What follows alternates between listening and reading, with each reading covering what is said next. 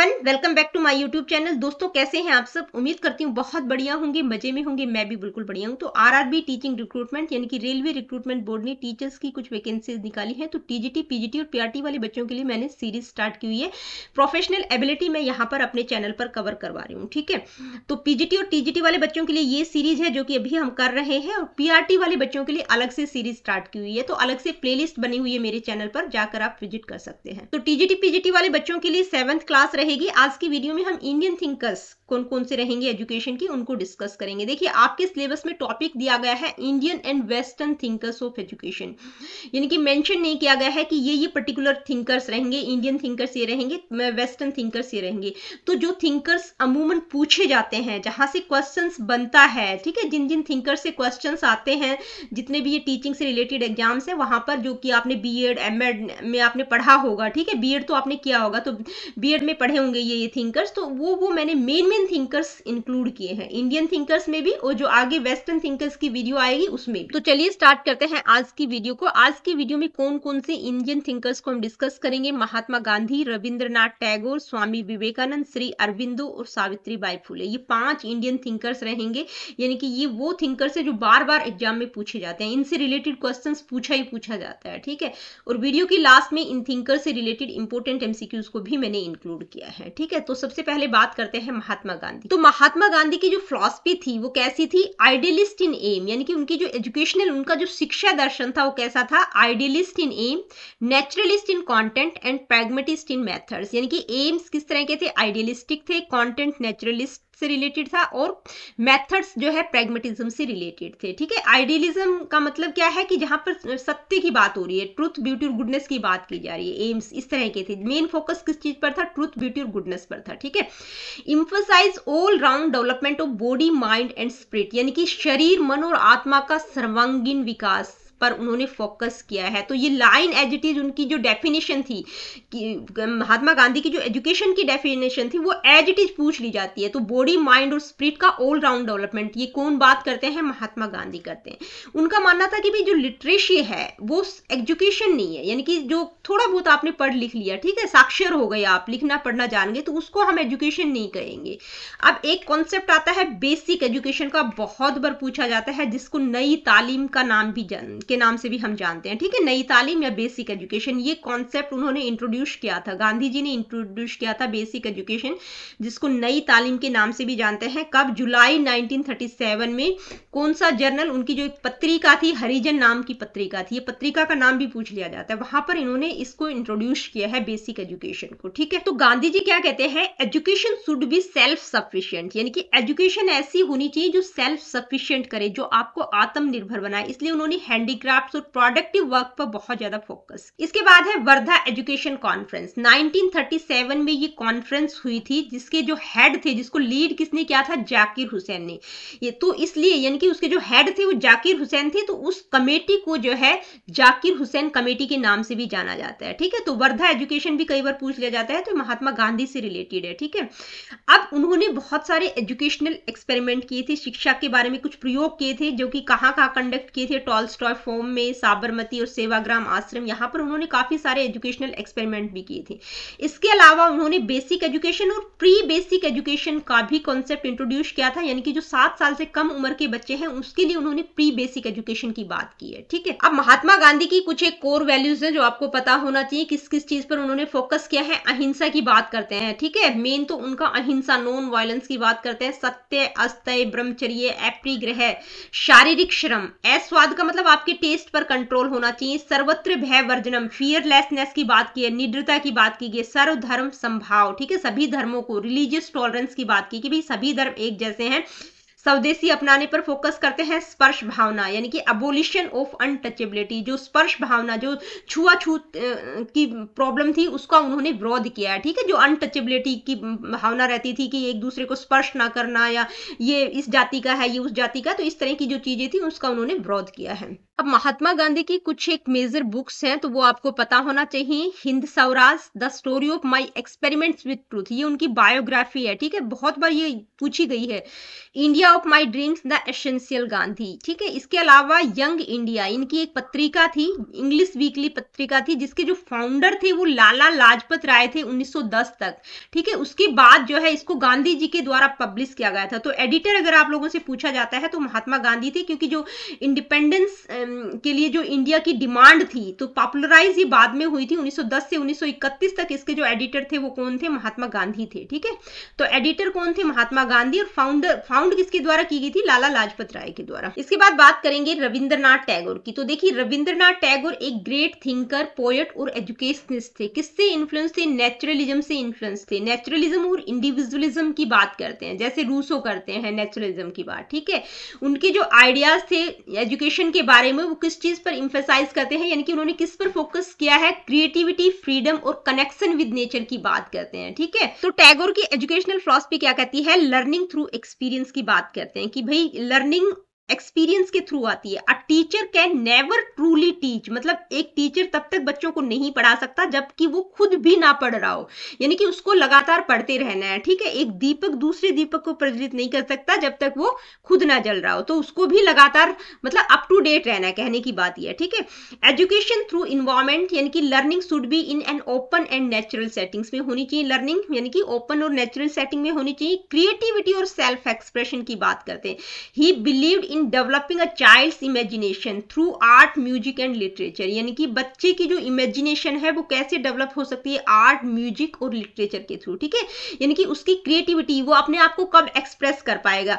तो आर्ट के through, music के थ्रू, लिटरेचर के थ्रू, ठीक है। तो क्रिएटिविटी और सेल्फ एक्सप्रेशन ये दो वर्ड्स हैं, ध्यान में रखना। किसके द्वारा बोले गए हैं? रविंद्रनाथ टैगोर इसकी बात करते हैं। कई बार ये डायरेक्टली वर्ड्स पूछ लिए जाते हैं, ठीक है। और यूनिवर्सल एजुकेशन की बात करते हैं कि भाई सिर्फ क्लासरूम तक एजुकेशन सीमित नहीं होनी चाहिए, बल्कि सारा वर्ल्ड, सारा संसार एक जगह समाहित हो जाए, इस तरह की एजुकेशन होनी चाहिए। यूनिवर्सल एजुकेशन होनी चाहिए, सार्वभौमिक होनी चाहिए। इसके बाद बात करेंगे contribution to literature and education, यानी कि लिटरेचर और एजुकेशन में इनका क्या कंट्रीब्यूशन रहा है, क्या योगदान है। तो देखिए ये पहले एशियन थे जिनको नोबेल प्राइज मिला था अपनी कौन सी मतलब साहित्यिक रचना के लिए? गीतांजलि। ये बहुत बार एग्जाम में पूछा जाता है, गीतांजलि किसके द्वारा लिखी गई है? तो इसके जो लेखक है वो कौन है? रविंद्रनाथ टैगोर है, और ये वो कृति है जिसके लिए उनको नोबेल प्राइज मिला था इंग्लिश लिटरेचर में, ठीक है। इसके अलावा उन्होंने शांति निकेतन की स्थापना की थी, ठीक है। शांति निकेतन मतलब एक स्कूल आप समझ सकते हैं इसको। आज की डेट में ये विश्व भारती यूनिवर्सिटी बन चुकी है। कब फाउंड किया गया था? मतलब 1901 में इन्होंने स्थापित किया था, जिसमें गुरुकुल सिस्टम को फॉलो किया जाता था। तो कोलकाता से बहुत ज्यादा 150-200 किलोमीटर दूर जंगलों में बिल्कुल नेचर के करीब जाकर इन्होंने बिल्कुल प्योर नेचर में, तो वहां पर जिस तरह की एजुकेशन ये इंपार्ट करना चाह रहे थे तो बिल्कुल नेचर के करीब उन्होंने वहां जंगलों में इसको स्थापित किया था। बहुत बड़ी यूनिवर्सिटी बन चुकी है, ये एक सेंट्रल यूनिवर्सिटी है, ठीक है। तो देखिए अमूमन क्या होता है कि जितनी भी सेंट्रल यूनिवर्सिटीज हैं उनके जो चांसलर हैं वो प्रेसिडेंट होते हैं, लेकिन ये इकलौती यूनिवर्सिटी है जिसके चांसलर पीएम है। इसके अलावा और कौन कौन सा नोटेबल वर्क्स है, यानी कि नेशनल एंथम इन्हीं के द्वारा लिखा गया है, हम सभी जानते हैं। गोरा, चतुरंग, धर्म शिक्षा, Kabuliwala, the home and the world, ये कुछ इंपोर्टेंट रचनाएं हैं इनकी, ठीक है। तो टैगोर की जो एजुकेशनल प्रिंसिपल्स हैं वो क्या क्या है, क्या क्या कहते हैं वो? कि भी एजुकेशन नेचुरल और फ्री होनी चाहिए। Learning through activity and creativity की बात करते हैं, यानी कि एक्टिविटी और क्रिएटिविटी पर बहुत ज्यादा फोकस किया है। एजुकेशन शुड बी हार्मोनियस, सामंजस्य पूर्ण होनी चाहिए। किसके साथ सामंजस्य बैठाया जाना चाहिए? नेचर, ठीक है। यानी कि नेचर के साथ कनेक्शन की बात करते हैं। टीचर का रोल एक इंस्पायर की तरह होना चाहिए, एक इंस्ट्रक्टर की तरह नहीं होना चाहिए, जो बच्चों को गाइड करे। सेल्फ एक्सप्रेशन पर इन्होंने बहुत ज्यादा फोकस किया है, यानी कि उसको अपने आप को एक्सप्रेस करना लर्निंग के लिए बहुत इंपॉर्टेंट वो मानते हैं, ठीक है। एजुकेशन मस्ट बी होलिस्टिक होनी चाहिए, जिसमें फिजिकल, मेंटल और स्पिरिचुअल ग्रोथ हो सके बच्चे की, ठीक है। तो ये उनके एजुकेशनल प्रिंसिपल्स हैं। इंटरनेशनलाइजेशन की बात करते हैं, नेशनल एंथम इन्हीं के द्वारा लिखा गया है, गीतांजलि इनकी कृति है, ठीक है। सेल्फ एक्सप्रेशन, क्रिएटिविटी की बात करते हैं। कुछ कुछ मतलब की टर्म्स हैं जो कि आप ध्यान में रख सकते हैं रविंद्रनाथ टैगोर से रिलेटेड। अब इसके बाद यहाँ पर मैंने कुछ एक कोटेशंस हैं, यानी कि जो वर्ड्स इनके द्वारा बोले गए हैं किसी ना किसी कृति में, जो इनकी रचनाएं हैं वहां पर यूज यूज किए गए हैं, तो इनके द्वारा जो बोले गए वर्ड्स है वो एज इट इज पूछ लिए जाते हैं। ये लाइन उठाकर आप लोगों से एज इट इज पूछ ली जाती है कि भाई ये किसके द्वारा कहा गया है। ठीक है, जैसे सारी तो मैं नहीं पढ़ूंगी, आप पढ़ लीजिएगा, मैंने इंक्लूड कर दिए हैं। ठीक है, जैसे a teacher can never truly teach unless he is still learning himself, ये बहुत बार पूछी जाती है।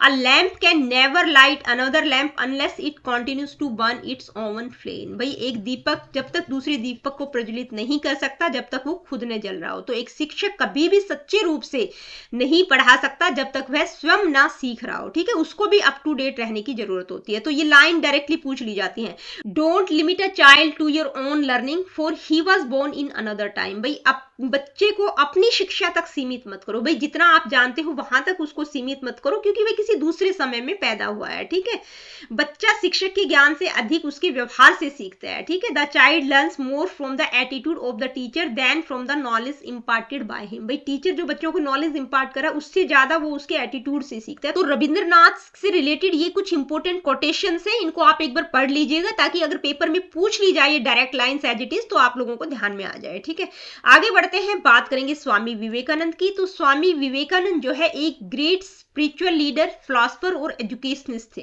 किसके शिष्य थे? रामकृष्ण परमहंस के शिष्य थे एंड अ की figure in the revival of Hinduism, यानी कि हिंदुइज्म के पुनरुत्थान में एक की फिगर, एक महत्वपूर्ण व्यक्ति थे। ठीक है, उनकी जो फिलॉसफी थी वो प्रैक्टिकल वेदांत और अद्वैत वेदांत पर बेस्ड थी। उनकी जो टीचिंग्स थी वो किस पर फोकस करती है? Self realisation, man making, nationalism, character building की बात की गई है। 12 January his birth anniversary is celebrated as National Youth Day in India, यानी कि 12 जनवरी को उनकी बर्थ एनिवर्सरी थी, तो उस डे को 12 जनवरी को एज नेशनल यूथ डे के रूप में सेलिब्रेट किया जाता है इंडिया में, यानी कि राष्ट्रीय युवा दिवस के रूप में सेलिब्रेट किया जाता है। किस थिंकर का जन्मदिन? स्वामी विवेकानंद का। अब उनके एजुकेशनल थॉट क्या है, यानी कि शिक्षा के बारे में उन्होंने क्या कहा है? Education is the manifestation of perfection already in man, यानी कि व्यक्ति में जो परफेक्शन ऑलरेडी है उस परफेक्शन को मैनिफेस्ट करना, उसको प्रकट करना, उसको बाहर निकालना ही एजुकेशन है। ये लाइन बहुत बार एग्जाम्स में पूछी जाती है। ठीक है, किसके द्वारा कहा गया? तो स्वामी विवेकानंद ने ये एजुकेशन की डेफिनेशन दी है। एजुकेशन कैसी होनी चाहिए? Man making, life giving and character building. ठीक है, मैन मेकिंग की बात कौन करते हैं? स्वामी विवेकानंद करते हैं। गोल ऑफ एजुकेशन क्या है? सेल्फ रियलाइजेशन और सर्विस टू ह्यूमैनिटी, यानी कि मानवता की सेवा करना, सेल्फ रियलाइजेशन की बात करते हैं। ट्रू एजुकेशन क्या डेवलप करती है? Strength, confidence and self discipline को डेवलप करती है। Emphasise practical knowledge over mere bookish learning, यानी कि बुकिश लर्निंग पर ज्यादा फोकस नहीं करते, प्रैक्टिकल नॉलेज पर ज्यादा एम्फसाइज करते हैं। अब स्वामी विवेकानंद के भी कुछ इंपोर्टेंट कोट्स हैं, यानी कि जो बात उन्होंने एज इट इज बोली वो कई बार पूछ ली जाती है, जैसे education should B man making and society making. ठीक है, education is the manifestation of perfection already in man, यानी कि जो भी मतलब मनुष्य में पहले से पूर्णता विद्यमान है उसका प्रकटीकरण। ये दो इंपोर्टेंट, बहुत इंपोर्टेंट लाइन है। इसके अलावा जीवा इज शिवा, यानी कि जीव ही शिव है, ये तो बहुत बार पूछा गया है। जीवा इज शिवा किसके द्वारा कहा गया है? ठीक है, service to man is service to God, यानी कि मनुष्य की सेवा ही ईश्वर की सेवा है, जीव ही शिव है। Arise, awake and stop note till the goal is reach, यानी कि उठो, जागो और लक्ष्य प्राप्ति तक रुको मत। ठीक है, strength is life, weakness is death. तो ये कुछ एक कोटेशंस है स्वामी विवेकानंद से रिलेटेड, इनको आप याद कर लीजिएगा क्योंकि कई बार क्या है कि यहीं से क्वेश्चन आ जाता है। ठीक है, कोई कोट ही आपको उठा के दे दिया जाता है कि किसके द्वारा कहा गया है। अब हम बात करेंगे Swami Vivekananda contribution to education, Swami Vivekananda का शैक्षिक योगदान क्या क्या है। ठीक है, मैन मेकिंग एजुकेशन की बात करते हैं, nationalism, women education, practical education और धर्म का भी कुछ ना कुछ रोल मानते हैं एजुकेशन में। ठीक है, तो मैन मेकिंग एजुकेशन की जब हम बात करते हैं तो एजुकेशन कैसी होनी चाहिए? जो बच्चे का फिजिकल, इंटेलेक्चुअल और स्पिरिचुअल पावर्स को डेवलप करे, यानी कि सेल्फ कॉन्फिडेंस बच्चे में आए, विल पावर, डिसिप्लिन की बात की गई, इस चीजों पर इंफसाइज किया गया है। नेशनलिज्म की जब बात करते हैं तो कहते हैं कि भाई एजुकेशन नेशनल इंटीग्रेशन के लिए इंस्पायर करे, जितना भी इंटॉलरेंस और सेक्रेटेरियन वायलेंस है, जो क्षेत्रीय हिंसा वगैरह होती है उसका वो विरोध करते हैं, वो नहीं होनी चाहिए। वीमेन एजुकेशन पर फोकस करते हैं, यानी कि इंडियन सोसाइटी में जो औरतों को दबाया जाता है उसका वो विरोध करते हैं। वीमेन इंपावरमेंट की बात करते हैं कि भाई किसी भी देश की प्रगति के लिए वीमेन एम्पावरमेंट बहुत जरूरी है। प्रैक्टिकल एजुकेशन पर बहुत ज्यादा फोकस करते हैं, यानी कि साइंटिफिक थिंकिंग और प्रैक्टिकल नॉलेज के लिए इंक्रेज करती हुई होनी चाहिए एजुकेशन जो है सिर्फ बुकिश थ्योरीज तक सीमित नहीं होनी चाहिए, बल्कि रियल लाइफ सिचुएशंस में उसको अप्लाई किया जा सके। ठीक है, नेक्स्ट है role of religion in education, यानी कि शिक्षा में धर्म की भूमिका को भी वो मानते हैं कि एजुकेशन में जो है मोरल और स्पिरिचुअल वैल्यूज इंक्लूड होनी चाहिए। अद्वैत वेदांत में वो बिलीव करते हैं, और प्रैक्टिकल वेदांत को उन्होंने प्रमोट किया है। प्रैक्टिकल वेदांत का मतलब which teaches spiritual growth through selfless action, यानी कि निस्वार्थ भाव से आपकी स्पिरिचुअल ग्रोथ कैसे हो सकती है, उसी के बारे में इसमें बताया गया है प्रैक्टिकल वेदांत में। ठीक है, ये उनकी बुक भी है प्रैक्टिकल वेदांत। ये बहुत बार पूछा जाता है प्रैक्टिकल वेदांत की बात कौन करते हैं, स्वामी विवेकानंद करते हैं। तो जहां man making, character building, practical Vedanta, nationalism की बात आती है, मतलब किसकी बात हो रही है, स्वामी विवेकानंद की बात हो रही है। तो स्वामी विवेकानंद का एजुकेशनल कॉन्ट्रीब्यूशन था। अब इंडियन सोसाइटी के बारे में उन्होंने क्या कहा है, ठीक है, Swami Vivekananda view on Indian society.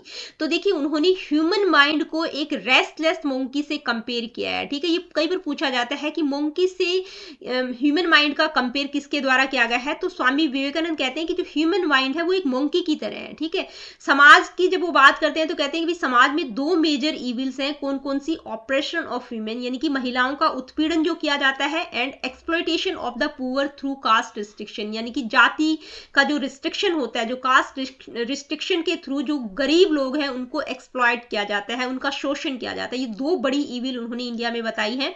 Believed in harmony, यानी कि वो सामंजस्य में बिलीव करते हैं। किसके बीच सामंजस्य की बात करते हैं, modern science and spiritual wisdom के बीच सामंजस्य होना चाहिए। ठीक है, इसके बाद बात करेंगे institutions and writings of Swami Vivekananda. भाई कुछ इंपॉर्टेंट इंस्टीट्यूट जो उनके द्वारा स्थापित किए गए थे, तो रामकृष्ण मिशन की स्थापना किसके द्वारा की गई थी, एक स्कूल है, जैसे रविंद्रनाथ टैगोर ने शांति निकेतन की स्थापना की थी, उसी तरह से स्वामी विवेकानंद ने रामकृष्ण मिशन की स्थापना की थी। ठीक है, 1897 में, जो किसको प्रमोट करता है, education, social service and spiritual development पर फोकस करता है। ठीक है, ये एजुकेशनल इंस्टीट्यूशन है जो कि होलिस्टिक लर्निंग पर फोकस करता है।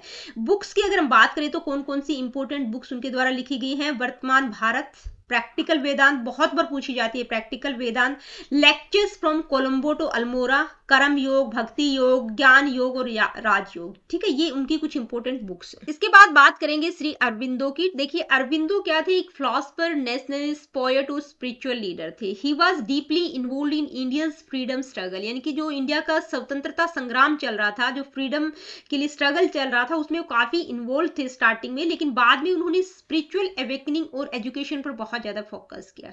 स्टार्टेड द बंगाली डेली युगांतर, यानी कि उनकी बंगाली डेली युगांतर नाम की एक पत्रिका थी बंगाली में, और इंग्लिश में उनकी वंदे मातरम पत्रिका थी, जिसमें वो अपने रिवोल्यूशनरी आइडियाज को प्रमोट करते थे। अब श्री अरविंदो का शिक्षा की अवधारणा के बारे में क्या विचार है, मतलब कॉन्सेप्ट ऑफ एजुकेशन की जब हम बात करते हैं तो एजुकेशन के बारे में वो क्या कहते हैं, indeed if education is to have its maximum results it must begin even before birth, यानी कि अगर एजुकेशन की मैक्सिमम रिजल्ट्स आप चाहते हैं तो इसकी शुरुआत बच्चे की बर्थ से पहले से हो जानी चाहिए। बर्थ से पहले का मतलब है कि भाई मदर जब बच्चे को कंसीव करे तभी से उसकी शुरुआत हो जाती है। कि कहते हैं ना कि जो प्रेग्नेंट लेडी होती है तो बच्चे के ऊपर भी उसका वही असर पड़ता है, जो भी वो बिहेव करती है, जो भी कुछ करती है। तो कहते हैं कि अच्छी अच्छी किताबें पढ़ो, आपका थॉट प्रोसेस अच्छा होना चाहिए, शांत रहना चाहिए। जैसे कि हम अभिमन्यु का एग्जाम्पल देते हैं कि उसने माँ के गर्भ में ही चक्रव्यूह को तोड़ना सीख लिया था। ठीक है, तो वो यही कहना चाह रहे हैं कि अगर एजुकेशन के मैक्सिमम रिजल्ट चाहिए तो उसकी शुरुआत बच्चे की बर्थ से पहले से, यानी कि मदर जब कंसीव करे बच्चे को तभी से हो जानी चाहिए। एजुकेशन ऐसी होनी चाहिए जो बच्चे का फिजिकल, मेंटल, साइकिक और स्पिरिचुअल एस्पेक्ट्स का डेवलपमेंट करें। ट्रू नॉलेज का मतलब सिर्फ थिंकिंग नहीं है, क्या है, it is what you are, भाई आप क्या हो और क्या बनोगे, उस चीज पर फोकस किया गया। ठीक है, तो एजुकेशन का एम वो क्या कहते हैं, होलिस्टिक डेवलपमेंट, मतलब बच्चे का all round development. Believe in a national system of education that promote self reliance and individuality, यानी कि नेशनल सिस्टम ऑफ एजुकेशन की बात करते हैं जो कि सेल्फ रिलायंस और इंडिविजुअलिटी को प्रमोट करे। अब देखिए इस अरविंदो की भी कुछ एक इंपॉर्टेंट कोट्स हैं, वो मेन कोट्स यहाँ पर मैंने इंक्लूड कर दी हैं। भाई सभी तो मैं नहीं कर सकती, जो मुझे इंपॉर्टेंट लगी वो मैंने यहां पर इंक्लूड कर दिया। जैसे individuality is one, whole humanity is one, यानी कि व्यक्तित्व एक संपूर्णता है, मानवता एक है। ठीक है, ये इंपॉर्टेंट कोट्स हैं जो उनके द्वारा वर्ड्स बोले गए हैं, जो लाइन उनके द्वारा कही गई, डायरेक्टली वो कई बार उठाकर पूछ ली जाती है। ठीक है, mind must be perfectly trained to the highest possible limits, otherwise the education of the child will remain incomplete and one sided। यानी कि मस्तिष्क को उच्चतम सीमा तक पूर्ण रूप से प्रशिक्षित करना चाहिए, अन्यथा बच्चे की शिक्षा अधूरी और एक तरफा रह जाएगी। माइंड की बात जब हम करते हैं तो माइंड की सबसे ज्यादा फोकस किसने किया है? अरविंदो ने ही किया है। ठीक है, आगे माइंड के बारे में भी मैं आप लोगों को बताऊंगी। इसके बाद इंटीग्रल एजुकेशन का कॉन्सेप्ट, यानी कि अरविंदो का नाम आते ही आपके दिमाग में इंटीग्रल एजुकेशन का कॉन्सेप्ट आ जाना चाहिए कि भाई समग्र शिक्षा की बात कौन करते हैं? अरविंदो करते हैं। बहुत बार पूछा जाता है कि इंटीग्रल एजुकेशन की बात कौन करते हैं? अरविंदो करते हैं। ठीक है, integral education focuses on the complete development of an individual. इसमें 5 मेजर एस्पेक्ट्स बताए गए हैं। कौन कौन से? इंटीग्रल एजुकेशन में बच्चे का फिजिकल एजुकेशन होनी चाहिए, वाइटल एजुकेशन का मतलब प्राण शिक्षा, मेंटल एजुकेशन, साइकिक एजुकेशन और स्पिरिचुअल एजुकेशन। ठीक है, education should aim at building the powers of minds and spirit, यानी कि माइंड की जहां पर दिमाग में आ जाना चाहिए कि माइंड की बात सबसे ज्यादा कौन करते हैं? अरविंदो करते हैं। ठीक है, यानी कि बच्चे की जो माइंड और स्पिरिट की जो पावर्स है उनको बिल्डअप करना ही एजुकेशन का एम है। इंटीग्रल एजुकेशन की बात कौन करते हैं? अरविंदो करते हैं।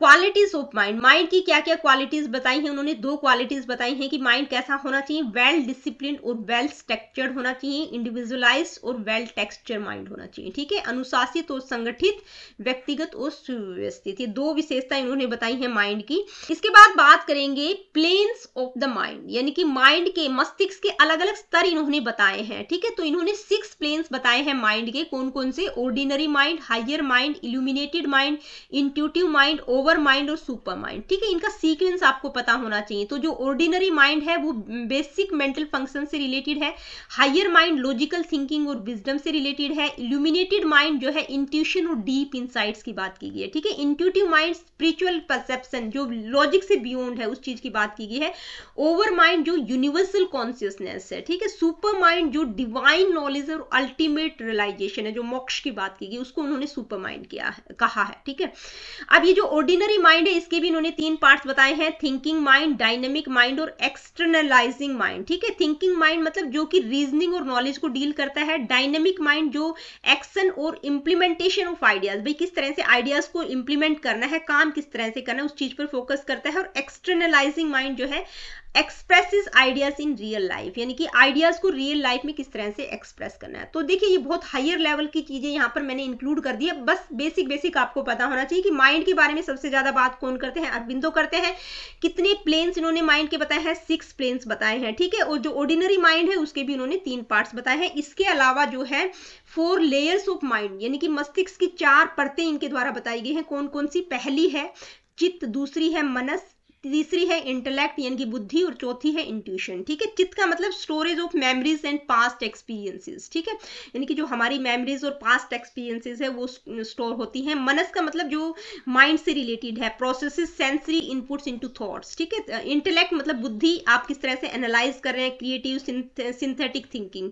इंट्यूशन का मतलब जो हायर नॉलेज और डायरेक्ट इंसाइट्स होती है, जो सूझ की बात हम करते हैं, इंट्यूशंस की बात करते हैं, सहज ज्ञान की बात करते हैं। तो देखिए इनके बारे में बहुत ज्यादा डिटेल में आपको जाने की जरूरत नहीं है। यानी कि 6 सेंस की बात कौन करते हैं? 6 सेंस में वो माइंड को मानते हैं। तो 6 प्लेन उनके द्वारा बताए गए हैं, या फेजेज हम कह सकते हैं कि भाई 6 स्तर माइंड के उनके द्वारा बताए गए हैं, और 4 लेयर्स की बात की गई है। ठीक है, इसके बाद हम बात कर लेते हैं नेशनल सिस्टम ऑफ एजुकेशन, राष्ट्रीय शिक्षा प्रणाली पर इन्होंने बहुत। नेशनल सिस्टम ऑफ एजुकेशन की बात कौन करते हैं? अरविंदो करते हैं। ठीक है, Shri Aurobindo strongly advocated a national education system based on Indian values and spirituality, यानी कि जो नेशनल एजुकेशन सिस्टम है वो इंडियन वैल्यूज और स्पिरिचुअलिटीज पर बेस्ड होना चाहिए।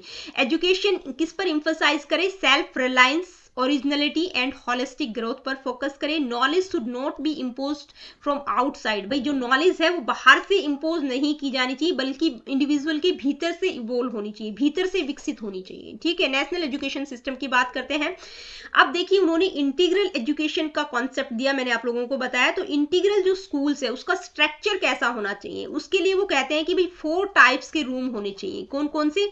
रूम्स ऑफ साइलेंस यानी कि मौन कक्ष, for meditation and deep thinking, thinking के लिए होना चाहिए। साइलेंस रूम, कोलैबोरेशन का रूम किसके लिए होना चाहिए? ग्रुप डिस्कशन और टीम वर्क के लिए। रूम ऑफ कंसल्टेशन यानी कि गाइडेंस और काउंसलिंग के लिए होना चाहिए। और लेक्चर रूम जो फॉर्मल टीचिंग और लर्निंग है उसके लिए होना चाहिए। तो 4 तरह के रूम्स की बात करते हैं वो इंटीग्रल स्कूल्स में। इसके बाद बात करेंगे सावित्री बाई फुले। तो सावित्री बाई फुले का एजुकेशनल कॉन्ट्रीब्यूशन की हम बात करेंगे। तो पहली फीमेल टीचर इंडिया की कौन थी? सावित्री बाई फुले। ठीक है, बहुत बार पूछा जाता है। वीमेन एजुकेशन में अग्रणी थी। ठीक है, ओपन द पहला जो गर्ल्स स्कूल था पुणे में उन्होंने खोला था 1848 में ज्योतिराव फुले के साथ मिलकर। ज्योतिराव फुले उनके हस्बैंड का नाम था। अब जो कास्ट और जेंडर डिस्क्रिमिनेशन हो रहा था एजुकेशन में उसके खिलाफ उन्होंने काफी लड़ाई भी लड़ी है। ठीक है, इनक्रेज विडो रीमैरिज यानी कि विधवा पुनर्विवाह और education for Dalits and oppressed classes यानी कि जो दलित और जो दबी हुई जो शोषित वर्ग था उसकी एजुकेशन पर उन्होंने बहुत ज्यादा फोकस किया है। तो ये शिक्षा के क्षेत्र में उनका योगदान। अब साहित्यिक योगदान उनका क्या था? साहित्य में उनका क्या योगदान था? Kavya Phule, Jyotirao speeches, Savitri Bai's letter to Jyotirao, Bavan Kashi, Subodh Ratnakar, ये उनकी कुछ एक रचनाएं हैं जो आपको पता होनी चाहिए। काव्य फूले बहुत बार पूछा जाता है। ठीक है, काव्य फूले क्या है? उनकी पोएम्स का कलेक्शन है, मतलब उनकी कविताओं का संग्रह। ज्योतिराव की जो स्पीच थी उनको सावित्री बाई फुले ने एडिट किया था।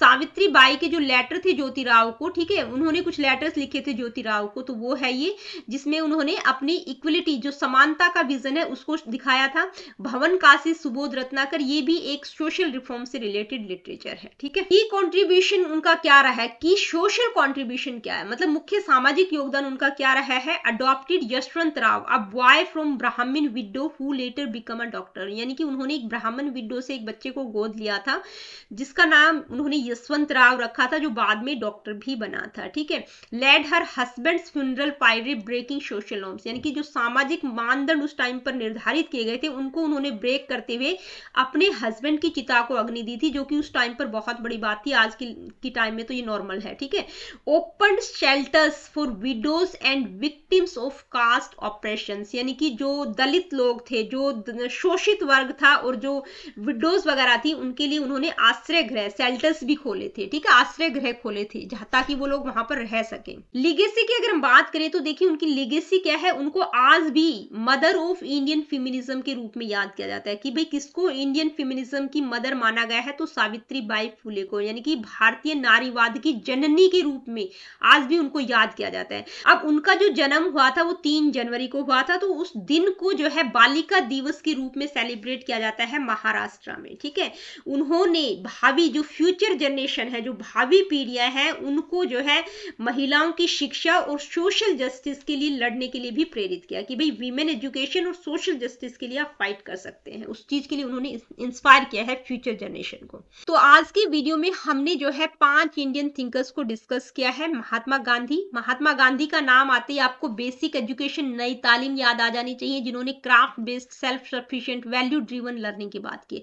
रविंद्रनाथ टैगोर का नाम आते ही यानी कि nature, creativity, self expression, Shanti Niketan model आपको ध्यान में आ जाना चाहिए, विश्व भारती यूनिवर्सिटी। ठीक है, स्वामी विवेकानंद का नाम आते ही आपको मैन मेकिंग एजुकेशन, जो कि character building, spiritual growth, national integration की बात करते हैं। अरविंदो का नाम आते ही आपको इंटीग्रल एजुकेशन का कॉन्सेप्ट याद आ जाना चाहिए। ठीक है, सावित्री बाई फुले क्या थी? मतलब वीमेन एजुकेशन पर इन्होंने बहुत ज्यादा काम किया है। समाज में जो भी इनइक्वलिटीज थी उसके खिलाफ उन्होंने आवाज उठाई है। ठीक है, भारत की पहली महिला शिक्षक भी थी। तो ये 5 इंडियन थिंकर्स हमने पढ़े आज की वीडियो में। आई होप कि आप लोगों को समझ आ गया होगा। इतना भी आप पढ़ लेंगे तो क्वेश्चन आपका छूटेगा नहीं। अब इनसे रिलेटेड कुछ इंपॉर्टेंट एमसीक्यूज भी मैंने इंक्लूड किए हैं। Let me see what is the first question.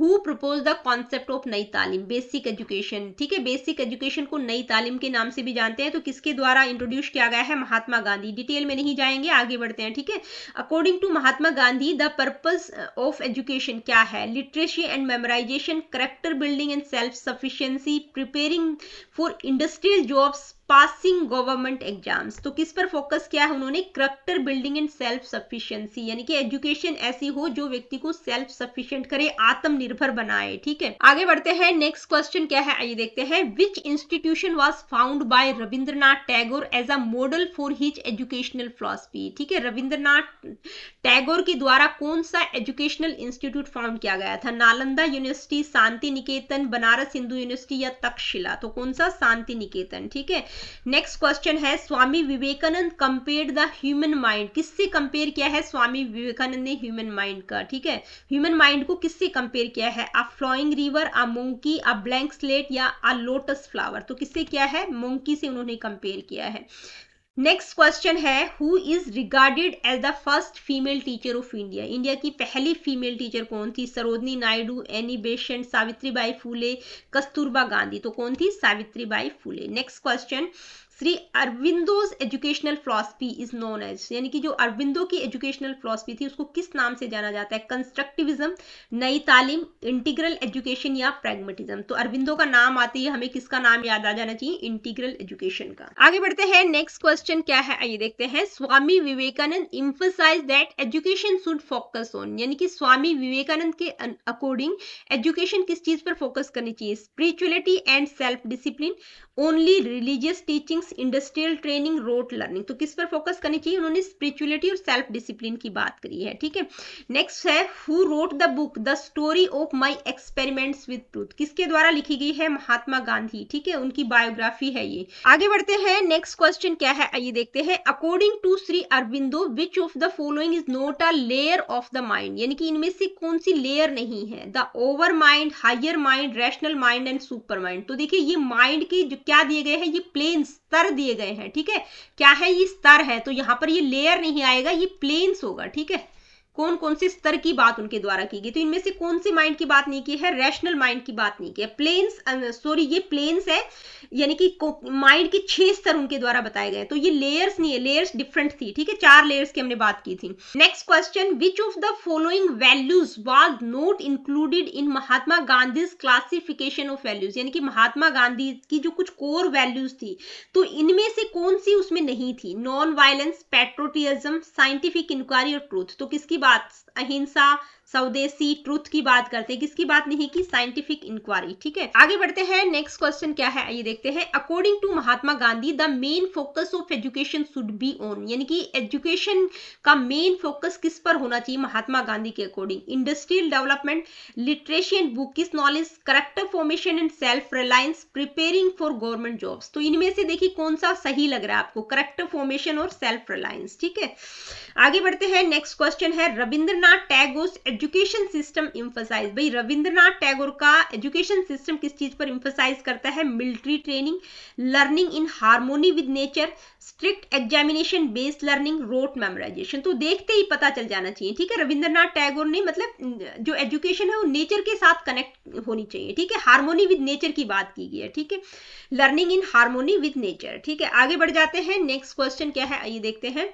Who among the following believed in the concept of practical Vedanta, practical Vedanta की बात कौन करते हैं, महात्मा गांधी, अरविंदो, स्वामी विवेकानंद या रविंद्रनाथ टैगोर। तो किसके द्वारा लिखी गई है ये बुक, प्रैक्टिकल वेदांत की बात कौन करते हैं, Swami Vivekananda. Next question, according to Shri Aurobindo which of the following is not a type of mind, यानी कि इनमें से कौन सा माइंड का टाइप नहीं है according to Aurobindo, ordinary, higher, rational और सुपर माइंड। तो देखिए कौन सा नहीं है, रैशनल माइंड। नेक्स्ट क्वेश्चन क्या है आइए देखते हैं। नेक्स्ट क्वेश्चन है हु सेड, मतलब ये जो लाइन है एज इट इज किसके द्वारा कही गई है, नो नेशन इज ग्रेट और good because parliament in act this और that but because it's man are great and good. भाई कोई भी देश इसलिए महान नहीं होता है कि उसकी पार्लियामेंट मतलब अच्छे से काम कर रही है या अच्छी है, बल्कि इसलिए महान होता है कि उसके जो व्यक्ति है वो ग्रेट और गुड है। तो किसने कही है ये बात, महात्मा गांधी, विवेकानंद, रविंद्रनाथ टैगोर या श्री अरविंदो। तो विवेकानंद ने कहा है। तो अगर कोटेशंस आप लोगों ने ध्यान से पढ़ी होंगी तो आपको ये क्वेश्चन, इस तरह के क्वेश्चन आप कर पाएंगे। तो सभी की जो इंपॉर्टेंट कोटेशंस थी वो मैंने इंक्लूड किए साथ साथ। आगे बढ़ते हैं, नेक्स्ट क्वेश्चन है Savitribai Phule was associated with, किससे एसोसिएट थी Savitribai Phule, women's education and social reform, primary education policies, educational administration, British educational policies. तो किससे थी, वीमेन एजुकेशन और सोशल रिफॉर्म की बात उन्होंने की है। नेक्स्ट क्वेश्चन क्या है आइए देखते हैं। नेक्स्ट क्वेश्चन है Swami Vivekananda promoted education that focuses on, मतलब स्वामी विवेकानंद ने किस चीज पर फोकस किया है एजुकेशन में, memorisation and rigid discipline, scientific development only, man making, life giving and character building, preparing students for colonial government jobs, तो किस पर फोकस करते हैं, जहां पर man making, character development, life giving की बात आ गई, मतलब स्वामी विवेकानंद की बात कर रहे हैं, ठीक है। Next question, Mahatma Gandhi proposed education should be self sufficient. भाई एजुकेशन सेल्फ सफिशिएंट होनी चाहिए, ठीक है, ये बात करते हैं कौन, महात्मा गांधी। और किस पर बेस्ड होनी चाहिए, factory based learning, religious text, productive manual labour, European educational models. तो किसकी बात करते हैं कि भाई सेल्फ सफिशिएंट कब होगी, जब आप श्रम करेंगे, जब आप मेहनत करेंगे। तो किसकी बात करते हैं, प्रोडक्टिव मैनुअल लेबर, शारीरिक श्रम की बात करते हैं। नेक्स्ट क्वेश्चन क्या है, आइए देखते हैं। नेक्स्ट क्वेश्चन है, the national Youth day is celebrated on the birthday of which Indian thinkers. भाई जो राष्ट्रीय युवा दिवस जो सेलिब्रेट किया जाता है वो किस इंडियन थिंकर के बर्थडे पर सेलिब्रेट किया जाता है, मतलब कौन से इंडियन थिंकर के बर्थडे के लिए सेलिब्रेट किया जाता है, रविंद्रनाथ टैगोर, स्वामी विवेकानंद, महात्मा गांधी या अरविंदो। तो किसका बर्थडे, स्वामी विवेकानंद। और कौन सी डेट थी, आई थिंक 12 जनवरी, ये भी ध्यान में रखिएगा।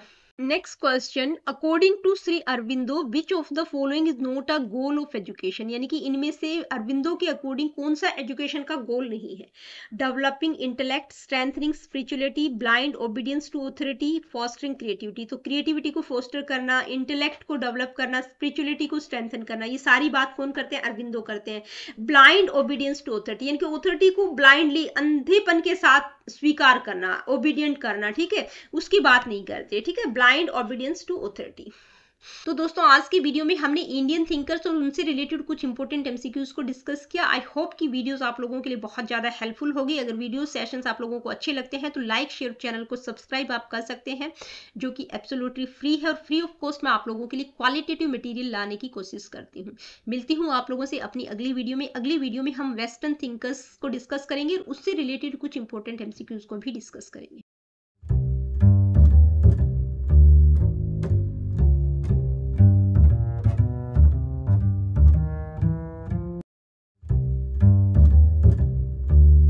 Hello everyone, welcome back to my YouTube channel. दोस्तों कैसे हैं आप सब, उम्मीद करती हूँ बहुत बढ़िया होंगे, मजे में होंगे। मैं भी बिल्कुल बढ़िया हूँ। तो आरआरबी टीचिंग रिक्रूटमेंट यानी कि रेलवे रिक्रूटमेंट बोर्ड ने टीचर्स की जो वैकेंसीज निकाली है उसमें प्रोफेशनल एबिलिटी वाला जो सेक्शन है वो मैं आप लोगों को कवर करवा रही हूँ। ये जो क्लासेज है टीजीटी और पीजीटी वाले बच्चों के लिए और पीआरटी वाले बच्चों के लिए अलग से सेशन मैंने स्टार्ट किया हुआ है, अलग से क्लासेज, अलग से सीरीज मैंने स्टार्ट की हुई है, ठीक है। तो पीआरटी वाले बच्चों के लिए अलग से प्लेलिस्ट मिल जाएगी और टीजीटी पीजीटी वाले बच्चों के लिए अलग से प्लेलिस्ट मिल जाएगी। प्रोफेशनल एबिलिटी वाले सेक्शन की मैं बात करेंगे।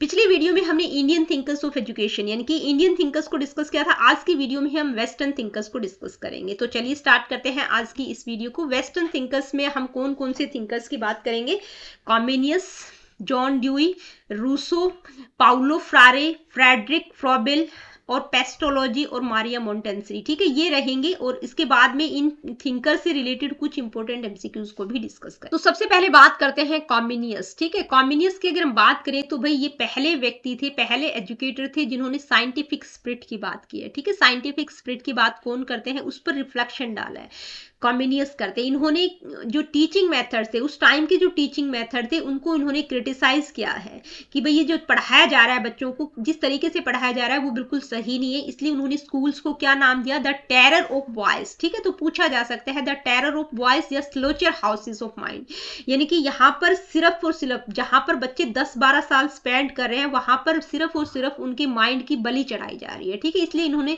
स्कूल को स्लोचर हाउस और टेरर ऑफ बॉयज का नाम दिया है, ठीक है। ही believe that learning should be made interesting. भाई लर्निंग इंटरेस्टिंग होनी चाहिए, मेमोराइजेशन ऑफ फैक्ट्स के आधार पर नहीं होनी चाहिए कि बस कुछ चीजें बच्चों को याद करवा दी, ठीक है।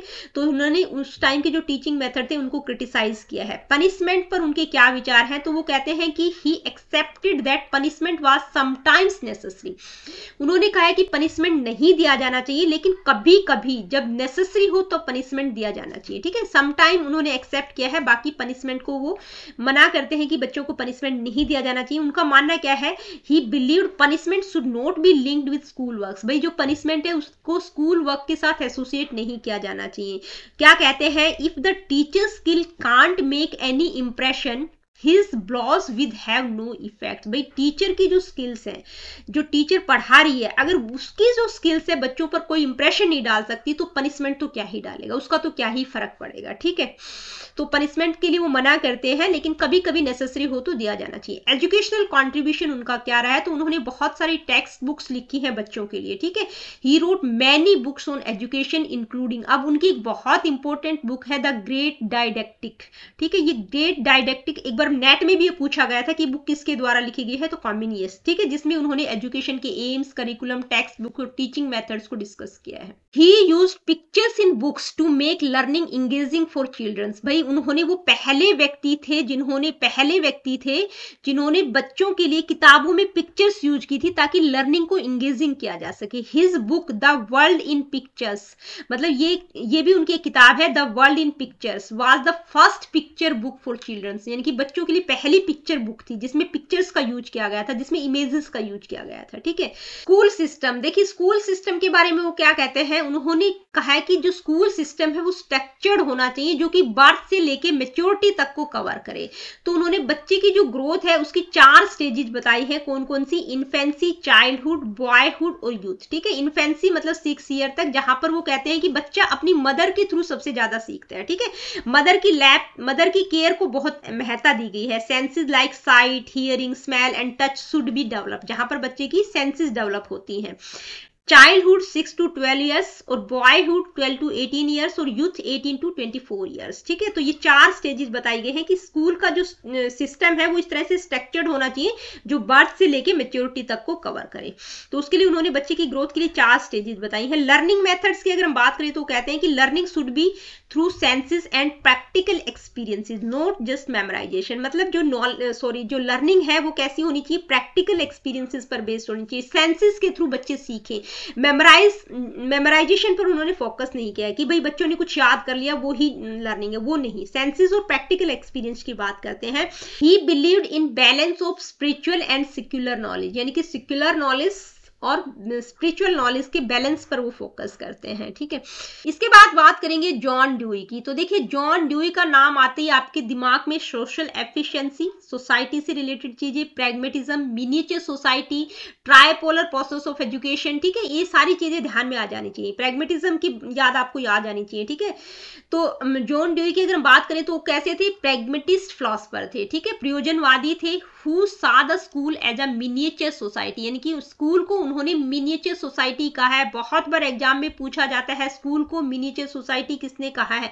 ये जो मेन चीजें हैं इतना ही आप ध्यान में रख लेंगे तो क्वेश्चंस आपके हो जाएंगे। किसने कहा है, जॉन ड्यूई ने। ठीक है, he rejected traditional strict discipline and emphasise learning by doing. Learning by doing की बात कौन करते हैं, जॉन ड्यूई करते हैं। He compared teaching to trade, teaching is to learning as selling is to buying. भाई उन्होंने टीचिंग और लर्निंग को सेलिंग और बाइंग से कंपेयर किया है कि भाई जैसे सेलिंग और बाइंग की बात करें कि जब आप किसी चीज को बेचना चाहते हैं तो सामने कोई खरीदने वाला होना चाहिए। ठीक है, अगर कोई खरीदने वाला नहीं होगा तो आप बेच ही नहीं पाएंगे। तो इसी तरह से टीचिंग और लर्निंग के बारे में उन्होंने कहा है कि आपकी टीचिंग तभी सक्सेस होगी जब सामने पढ़ने वाला होगा, सामने लर्नर होगा, तभी आपकी टीचिंग विजिबल होगी। ठीक है, तो टीचिंग और लर्निंग का कंपेयर उन्होंने सेलिंग और बाइंग से किया। तो कई बार क्या होता है, ये लाइन एज इट इज पूछ ली जाती है कि किसके द्वारा कही गई है, तो ये जॉन ड्यूई ने बोला है। लेकिन अगर पूछा जाए कि स्टेटमेंट सही है या गलत, तो अकॉर्डिंग टू पैडागोजी अगर हम बात करें तो ये स्टेटमेंट बिल्कुल गलत है, क्योंकि टीचिंग और लर्निंग कोई ऑब्जेक्ट नहीं है। एम्स ऑफ एजुकेशन, यानी कि शिक्षा के उद्देश्य के बारे में अगर हम बात करें तो कुछ पर्टिकुलर एम्स उनके द्वारा नहीं दिए गए हैं, लेकिन जो उनकी टीचिंग्स है, उनकी बुक्स है, उसके आधार पर अगर हम कंपेयर करते हैं तो हम कह सकते हैं कि भाई वो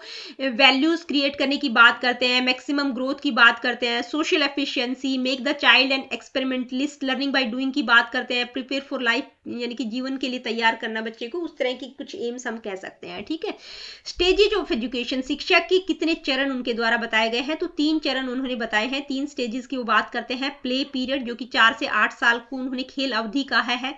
पीरियड ऑफ स्पॉन्टेनियस अटेंशन 8 से 12 साल को मानते हैं। Period of reflective attention 12 years plus मानते हैं। ठीक है, चिंतनशील अध्ययन की जो अवधि है, तो 3 स्टेजेज उन्होंने बताई हैं, play period, period of spontaneous attention और period of reflective attention. Main चीजें आपको ध्यान में रखनी है। ठीक है, एजुकेशनल मेथड्स की अगर हम बात करें तो किस तरह के मेथड्स, यानी कि वो प्रैग्मेटिज्म से रिलेटेड थे, तो लर्निंग बाय डूइंग की बात करते हैं, direct experience, integrated approach, individual and collective approach, project method, experimental methods, इस तरह के मेथड्स की उन्होंने बात की है। ठीक है, अब देखिए जॉन ड्यूई का कुछ क्रिटिसिज्म भी हुआ है, उनके जो विचार थे उनको क्रिटिसाइज किया गया। किस किस कारण से उनका क्रिटिसिज्म हुआ? No emphasis on eternal truth and values, यानी कि सत्य और मूल्यों को उन्होंने बिल्कुल मतलब अनदेखा कर दिया एक तरह से। मटेरियलिस्टिक बायस है, भौतिकवादी झुकाव उनका दिखाई देता है। लैक ऑफ क्लियर एजुकेशनल, मतलब एजुकेशनल एम्स उनके क्लियर नहीं है, उनकी थ्योरीज, उनकी जो भी बुक्स थी उसके आधार पर हम मतलब कंपेयर कर सकते हैं कि ये उनके एजुकेशनल एम्स है। कुछ क्लियर एजुकेशनल एम्स उन्होंने नहीं बताए हैं। Over emphasis on individual differences, भाई इंडिविजुअल डिफरेंसेस पर कुछ ज्यादा ही उनका मतलब जोर रहा है कि इंडिविजुअल डिफरेंसेस पर फोकस किया जाना चाहिए। Limitation of learning by doing, भाई हर चीज करके सीखना बहुत मुश्किल होता है, तो कार्य द्वारा अधिगम की भी सीमाएं होती हैं कि हर चीज को करके नहीं सीखा जाता है। ठीक है, निग्लेक्ट ऑफ रिलीजियस एजुकेशन को उन्होंने निग्लेक्ट किया है। इम्प्रैक्टिकलिटी ऑफ प्रोजेक्ट मेथड, भाई हर काम को प्रोजेक्ट मेथड पर उन्होंने बहुत ज्यादा फोकस किया है, तो वो प्रैक्टिकल नहीं लगता। ठीक है, हैवी बर्डन ऑन टीचर्स, भाई learning by doing project method की जब हम बात करते हैं तो टीचर्स के ऊपर बहुत हैवी बर्डन हो जाएगा, जो कि पॉसिबल ही नहीं है। ठीक है, focus only on the present, present पर फोकस किया है और फ्यूचर को उन्होंने निग्लेक्ट किया है। एक्सेसिव एम्फेसिस ऑन प्रैक्टिकलिटी, यानी कि व्यवहारिकता पर बहुत ज्यादा जोर दिया है। हर चीज प्रैक्टिकली नहीं होती, कुछ चीजें थ्योरेटिकल भी होती हैं। तो उनके विचारों का कुछ क्रिटिसिज्म भी हुआ है कि भाई कौन कौन से कारण थे जिसके कारण उनको क्रिटिसाइज किया गया है। ठीक है, आगे बढ़ते हैं। अब हम बात करेंगे रूसो की। रूसो का नाम आते ही आपको नेगेटिव एजुकेशन, उनकी बुक एमिल और नेचुरलिज्म की याद आ जानी चाहिए। ठीक है, तो उनको क्या कहा जाता है? Father of French revolution. कौन है? रूसो है। ठीक है, उनकी फिलॉसफी क्या कहती है? Was a revolt against artificial and autocratic society, मतलब सोसाइटी का उन्होंने काफी विरोध किया। नेचर पर उन्होंने बहुत ज्यादा फोकस किया है। वो क्या बिलीव करते हैं? Natural state, natural man and natural civilisation की बात करते हैं। उनका मानना है कि जो सोसाइटी है वो आर्टिफिशियल और अननेचुरल प्रोडक्ट है, जो कि बुराइयों से भरी हुई है। ठीक है, तो नेचर पर उन्होंने बहुत ज्यादा फोकस किया है। तो उनका मेजर वर्क क्या क्या है? एमिल। एमिल उनकी बहुत इंपॉर्टेंट बुक है जो छोटे से लेके बड़े एग्जाम्स में पूछी जाती है। ठीक है, इसमें जो करेक्टर है उसका नाम भी क्या है? एमिल है। ठीक है, तो नेचर पर बहुत ज्यादा फोकस करते हैं। इसके अलावा सोशल कॉन्ट्रैक्ट, कन्फेशन और दूसरी और भी बुक्स है उनकी, the progress of art and science, the origin of inequality among man, the नीव हेलोइस। ठीक है, तो ये कुछ मेन तो ये है, एमिल को आप ध्यान में रखिएगा, और कन्फेशन। ठीक है, इसके बाद बात करेंगे स्टेजेस ऑफ एजुकेशन की। देखिए उन्होंने एजुकेशन की कितनी 4 स्टेजेस बताए हैं, कौन कौन सी? इन्फेंसी, चाइल्डहुड, एडोलसेंस और यूथ। एजुकेशनल थॉट्स की अगर हम बात करें तो उनके एजुकेशनल थॉट क्या है कि भाई वो नेचर पर बहुत ज्यादा फोकस करते हैं कि मतलब चाइल्ड सेंटर्ड एजुकेशन होनी चाहिए। ठीक है, टीचर जो है इंस्ट्रक्टर की तरह नहीं होना चाहिए, गाइड की तरह होना चाहिए। Education comes from nature, man and things. ठीक है, नो पनिशमेंट और रिवॉर्ड्स इन एजुकेशन, कोई पनिशमेंट रिवॉर्ड एजुकेशन में नहीं होना चाहिए। सेल्फ डिसिप्लिन थ्रू नेचर, यानी कि नेचर ही सबसे बड़ा उन्होंने माना है कि नेचर ही बच्चे को सिखा देगा। ठीक है, जैसे उन्होंने अपने जो बुक है एमिल, उसमें भी उनका जो करेक्टर है एमिल, वो नेचर के थ्रू, कॉन्सिक्वेंसेस के थ्रू चीजें सीखता है। अगर वो गलत करता है तो जिस तरह के कॉन्सिक्वेंसेस जो आएंगे उसके आधार पर उसको समझ आएगा। तो वो पनिशमेंट और रिवॉर्ड दोनों का विरोध करते हैं। True education is based on judgement and reasoning, not memory, यानी कि जो एजुकेशन है वो जजमेंट और रीजनिंग पर बेस्ड होनी चाहिए, मेमोरी पर बेस्ड नहीं होनी चाहिए। लेट चिल्ड्रन बी चिल्ड्रन, ये लाइन बहुत बार पूछी जाती है कि भाई बच्चे को बच्चा ही रहने दो। ठीक है, किसके द्वारा कही गई है? रूसो के द्वारा कही गई है। इसके बाद है नेगेटिव एजुकेशन। भाई ये बहुत बार पूछा जाता है कि नकारात्मक शिक्षा की बात कौन करते हैं? नकारात्मक शिक्षा का मतलब क्या है कि भाई मतलब वो क्या कहते हैं कि बच्चे को समाज और सोसाइटी से दूर रखना है, नेचर के पास में रखना है। ठीक है, बच्चा नेचर के थ्रू चीजों को सीखेगा। ठीक है, जैसे पॉजिटिव एजुकेशन क्या होती है कि जो आज की डेट में हम करते हैं स्कूलों में, book learning, habit formation, moral education, इन सबको वो नकारते हैं कि वो सारी चीजें नहीं होनी चाहिए। ठीक है, तो no book learning, no habit formation, no moral education, no formal discipline. ठीक है, इंडिविजुअल इंस्ट्रक्शंस, मतलब जो बच्चा है वो नेचुरल इंपल्सिस के थ्रू चीजों को सीखेगा। बैक टू नेचर की फिलॉसफी पर वो बात करते हैं कि भाई नेचर से बच्चा सीखेगा, सोसाइटी से उसको दूर रखना है। ठीक है, रूसो के बाद अब हम बात करेंगे पाउलो फ्रेरे। ठीक है, तो पाउलो फ्रेरे की बात जब हम करते हैं तो उन्होंने क्रिटिकल पैडागोजी का कॉन्सेप्ट डेवलप किया। ये बात आपको ध्यान में रखनी है कि क्रिटिकल पैडागोजी की बात कौन करते हैं। इस कॉन्सेप्ट को किसने इंट्रोड्यूस किया है, तो पाउलो फ्रेरे ने। ठीक है, किससे इन्फ्लुएंस थे, प्लेटो और कार्ल मार्क्स से इन्फ्लुएंस थे। किस पर फोकस किया है, education for social change and liberation, मतलब एजुकेशन ऐसी होनी चाहिए जिसके द्वारा सोशल समाज में परिवर्तन हो जो मोक्ष की तरफ ले जाए। ठीक है, क्रिटिसिज्म ऑफ ट्रेडिशनल एजुकेशन, देखिए उन्होंने ट्रेडिशनल एजुकेशन को क्रिटिसाइज किया है, उसको वो बैंकिंग मॉडल की तरह मानते हैं। बैंकिंग मॉडल ऑफ एजुकेशन उन्होंने कहा है कि कई बार पूछा जा सकता है कि बैंकिंग मॉडल ऑफ एजुकेशन मतलब जो ट्रेडिशनल एजुकेशन सिस्टम है उसको बैंकिंग मॉडल ऑफ एजुकेशन किसने कहा है, तो पाउलो फ्रेरे ने कहा है। वो कहते हैं कि भाई जैसे बैंकिंग मॉडल ऑफ एजुकेशन क्यों कहा है कि जैसे बैंक में पैसों का ट्रांजेक्शन होता है, तो इसी तरह से जो स्टूडेंट्स है वो पैसिव और इम्प्टी है, और टीचर क्या है, एक्टिव और नॉलेजेबल है। तो टीचर के थ्रू बच्चों में नॉलेज का ट्रांसफर होता है। ठीक है, तो उसको उन्होंने क्रिटिसाइज किया है कि भाई बच्चे क्या है, पैसिव और इम्प्टी है। तो वो क्या कहते हैं कि जो टीचिंग है, यानी कि क्रिटिकल पैडागोजी की बात करते हैं कि जो टीचिंग है वो प्रॉब्लम पोजिंग एजुकेशन होनी चाहिए, समस्या आधारित होनी चाहिए। टीचर क्या करे, बच्चों के सामने प्रॉब्लम प्रेजेंट करे, बच्चे उसके सॉल्यूशंस को फाइंड करने की कोशिश करें, और उसके बाद अगर वो नहीं कर पाए तो दोनों मिलकर जो भी चेंजेस इंप्लीमेंटेशन जो हो सकता है वो ढूंढने की कोशिश करें, उसका सॉल्यूशन ढूंढने की कोशिश करें। इसके बाद है कॉन्सेप्ट ऑफ कॉन्शियंटाइजेशन। कॉन्शियंटाइजेशन का मतलब है चेतना जागरूकता। ठीक है, जो अवेकन करे। ठीक है, चेतना जागरूकता की बात कौन करते हैं, पाउलो फ्रेरे करते हैं। वो कहते हैं कि एजुकेशन ऐसी होनी चाहिए जो शोषित वर्ग है उनको जागरूक करे, ठीक है, अवेकन करे, ताकि वो फुली ह्यूमन बन सके।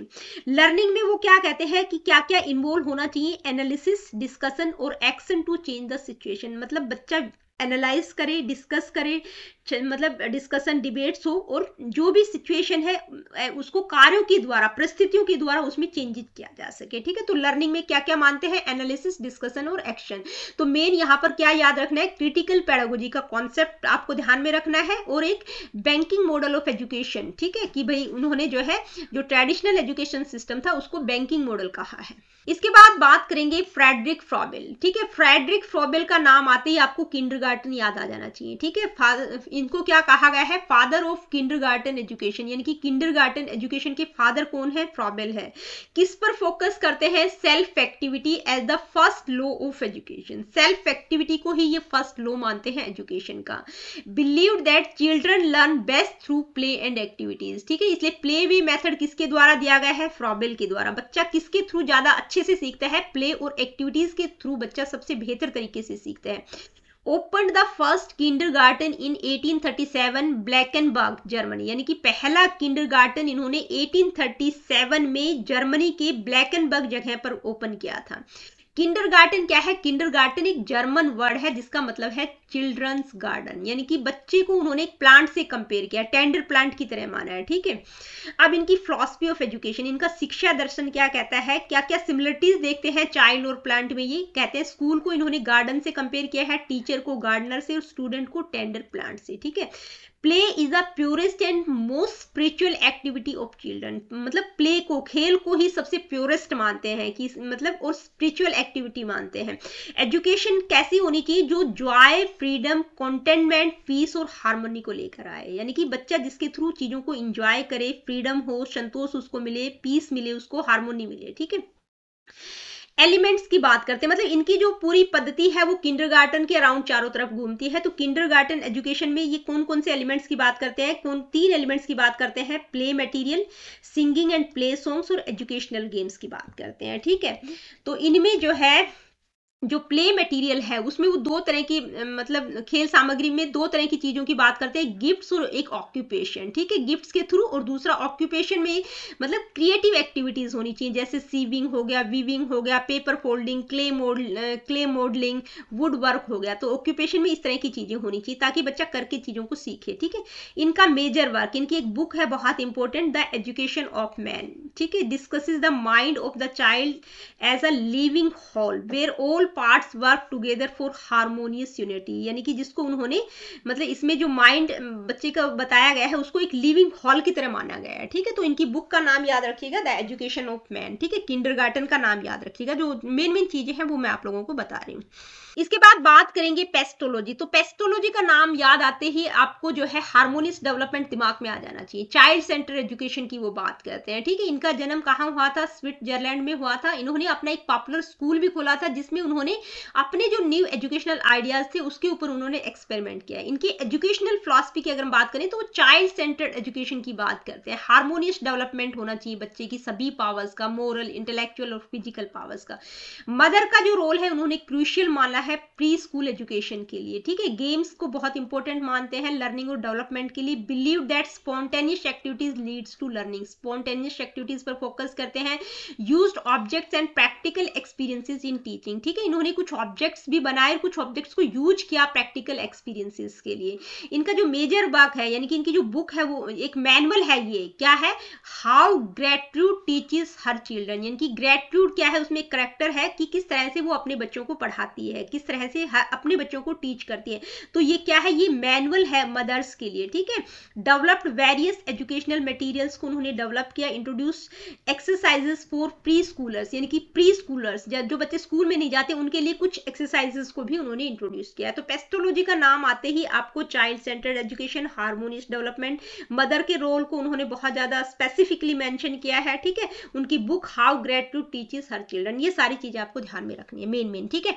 आगे बढ़ जाते हैं। अब हम बात करेंगे मारिया मोंटेसरी की। मारिया मोंटेसरी का नाम आते ही आपको मोंटेसरी मेथड ऑफ एजुकेशन को ध्यान में लाना है, ठीक है। यानी कि मोंटेसरी मेथड्स की बात कौन करते हैं? मारिया मोंटेसरी करते हैं। उस फाउंडर है ये मोंटेसरी मेथड ऑफ एजुकेशन के। किसमें बिलीव करते हैं? चाइल्ड सेंटर लर्निंग की बात करते हैं। Emphasise individual development rather than collective teaching, भाई कलेक्टिव टीचिंग की बजाय इंडिविजुअल डेवलपमेंट पर इम्फसाइज करते हैं।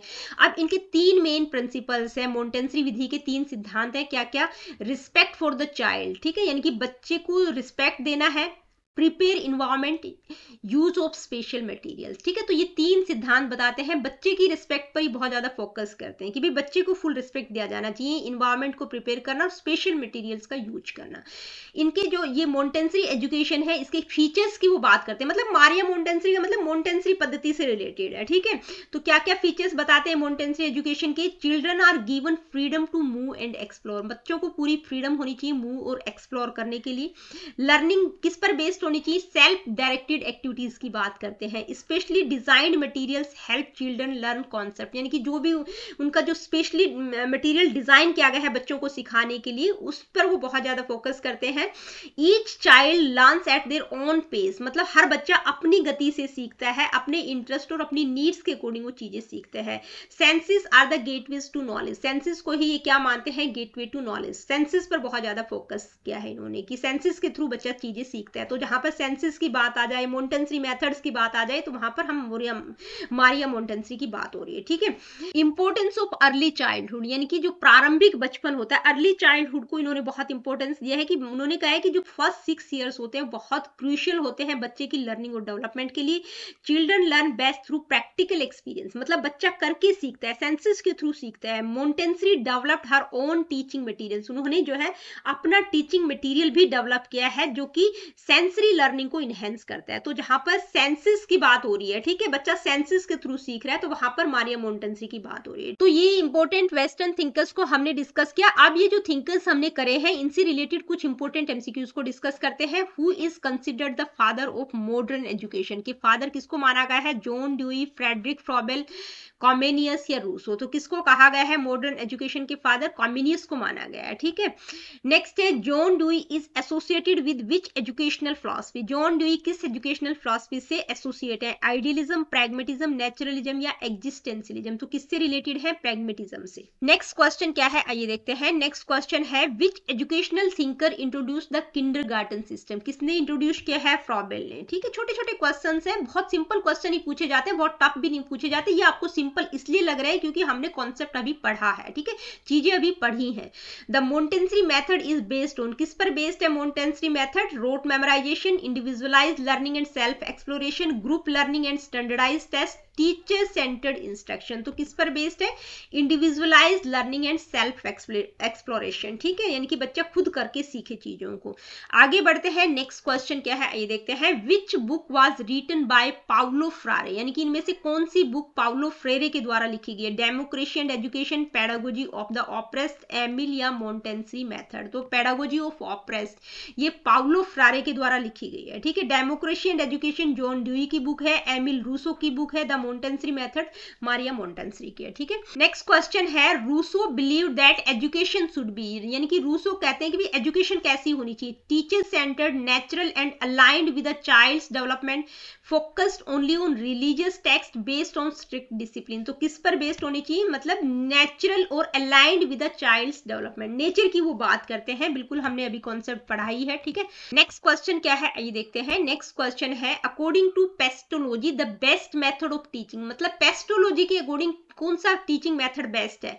Memorisation, learning through senses and experiences, corporal punishment या स्टैंडर्डाइज्ड टेस्टिंग? तो हमें देखते ही पता चल रहा है किसकी बात करते हैं, learning through senses and experiences. Next question है, Comenius introduced which revolutionary idea in education, यानी कि कॉमिनियस ने कौन सा रिवोल्यूशनरी आइडिया एजुकेशन में इंट्रोड्यूस किया है? Women should not be educated, text books with pictures, education should be limited to elites, learning must be teacher driven. तो किस पर फोकस किया उन्होंने, मतलब कौन सा रिवोल्यूशनरी आइडियाज उन्होंने, कि भाई जो बुक्स में पिक्चर्स वाला आइडिया था, ठीक है, मतलब पहली बुक थी जिसमें पिक्चर्स थी, तो वो किसके द्वारा दी गई थी? कॉमिनियस के द्वारा, text books with pictures. Next question क्या है ये देखते हैं। नेक्स्ट क्वेश्चन है, John Dewey emphasise that education should be, यानी कि जॉन ड्यूई ने किस चीज पर एम्फसाइज किया है कि भाई एजुकेशन कैसी होनी चाहिए? Passive and teacher led, experience based and interactive, focused on memorisation, primarily religious. तो कैसी होनी चाहिए? एक्सपीरियंस बेस्ड एंड इंटरेक्टिव होनी चाहिए। नेक्स्ट क्वेश्चन है, who propose that play is the highest form of education, यानी कि प्ले को हाईएस्ट फॉर्म ऑफ एजुकेशन किसने माना है? मारिया मोंटेंसरी, फ्रॉबेल, जॉन ड्यूई या जीन प्याजे? तो कौन मानते हैं? फ्रॉबेल। आगे बढ़ते हैं, नेक्स्ट क्वेश्चन क्या है ये देखते हैं। विच of the following thinkers promoted learning by doing, यानी कि करके सीखने पर कौन ज्यादा फोकस करता है? कौन कौन से thinkers? John Dewey, Mahatma Gandhi, both A and B, neither A nor B? तो दोनों ही मानते हैं, महात्मा गांधी ने भी फोकस किया है करके सीखने पर और जॉन ड्यूई ने भी फोकस किया है। Next question, who said education is the manifestation of perfection already in man? तो ये कोट है, एक कोटेशन है, किसके द्वारा कहा गया है? स्वामी विवेकानंद ने कहा है कि भाई मतलब व्यक्ति के अंदर जो ऑलरेडी परफेक्शन है उसको मैनिफेस्ट करना, उसको प्रकट करना ही एजुकेशन है। आगे बढ़ते हैं, नेक्स्ट क्वेश्चन क्या है। The Montessori method places a strong emphasis on, यानी कि मोंटेंसरी मेथड किस चीज पर मतलब एम्फसाइज करता है? Structured exams, hands on learning and self directed activity, teacher lecture, standardise curriculum? तो किस पर फोकस करता है? Hands on learning and self directed activities. Next question, Rousseau's educational philosophy is best described as, यानी कि Rousseau की educational philosophy इनमें से किसको बेस्ट डिस्क्राइब करती है? Authoritarian, child centred and naturalistic, rigid and rule based, industry focus? तो किस पर फोकस करती है? चाइल्ड सेंटर्ड एंड नेचुरलिस्टिक, ठीक है। रूसो क्या थे? नेचुरलिज्म से रिलेटेड थे। आगे बढ़ते हैं, नेक्स्ट क्वेश्चन क्या है। Which educational thinker focus on critical pedagogy? Critical pedagogy की बात कौन करते हैं? Paulo Freire, John Dewey, Rousseau या महात्मा गांधी? तो कौन करते हैं? पाउलो फ्रेरे, ठीक है। नेक्स्ट क्वेश्चन है, integral education was proposed by. अब ये जो क्वेश्चन है ये मिक्स आएंगे, यानी कि इंडियन और वेस्टर्न थिंकर से रिलेटेड इन क्वेश्चंस को मैंने इंक्लूड कर दिया है, ठीक है, ताकि आपका रिवीजन एक तरह से हो जाए। तो इंटीग्रल एजुकेशन की बात कौन करते हैं? अरबिंदो करते हैं, ठीक है। आगे बढ़ते हैं, नेक्स्ट क्वेश्चन क्या है। Who is known as the father of kindergarten, यानी कि किंडरगार्टन के फादर किसको कहा जाता है? फ्रॉबेल को कहा जाता है। तो बहुत ज्यादा डिटेल में नहीं जाएंगे। नेक्स्ट क्वेश्चन है, Shantiniketan was based on which principle? किस प्रिंसिपल पर बेस्ड है Shantiniketan? Industrial education, learning in harmony with nature, strict classroom teaching या मिलिट्री डिसिप्लिन? तो किस पर बेस्ड है? कि मतलब नेचर के साथ सामंजस्य की बात उन्होंने की है कि भाई बच्चों की जो लर्निंग है वो नेचर के साथ कनेक्ट होनी चाहिए। नेक्स्ट क्वेश्चन क्या है आइए देखते हैं। नेक्स्ट क्वेश्चन है, which thinker believed that education should liberate the oppressed? यानी कि किस थिंकर ने कहा है कि जो एजुकेशन है वो जो दलित शोषित लोग हैं उनको लिबरेट करेगी? किसने कहा है ये word? Paulo Freire, Gandhi, John Dewey या फ्रेडरिक फ्रॉबेल? तो किसने कहा है? पाउलो फ्रेरे ने कहा है कि भाई एजुकेशन ऐसी होनी चाहिए जो शोषित वर्ग है उनको लिबरेट कर सके ताकि वो रियल में ह्यूमन बन सके। Next question question, who introduce the concept of playway method in education, यानी कि प्लेवे मेथड को किसने इंट्रोड्यूस किया है? फ्रॉबेल, मोंटेसरी, जॉन ड्यूई या रूसो? तो किसने किया है? फ्रॉबेल ने। ठीक है, तो दोस्तों आज की वीडियो में इतना ही। आज की वीडियो में हमने वेस्टर्न थिंकर्स को बिल्कुल डिटेल में समझा और लास्ट में कुछ इंपॉर्टेंट एमसीक्यूज को भी डिस्कस किया। तो जो आपका फिलॉसफी वाला पोर्शन था यहाँ पर कंप्लीट होता है। अब हम सोशियोलॉजी वाला पोर्शन स्टार्ट करेंगे। तो मिलती हूँ आप लोगों से अपनी अगली वीडियो में। Really good, take care of yourself. देखिए वीडियो सेशंस आप लोगों को पसंद आते हैं, आप लोगों के लिए हेल्पफुल है, तो लाइक शेयर और चैनल को सब्सक्राइब आप कर सकते हैं। और किसी प्रकार का क्वेश्चन, क्वेरीज, फीडबैक आपका है, do comment in the comment section.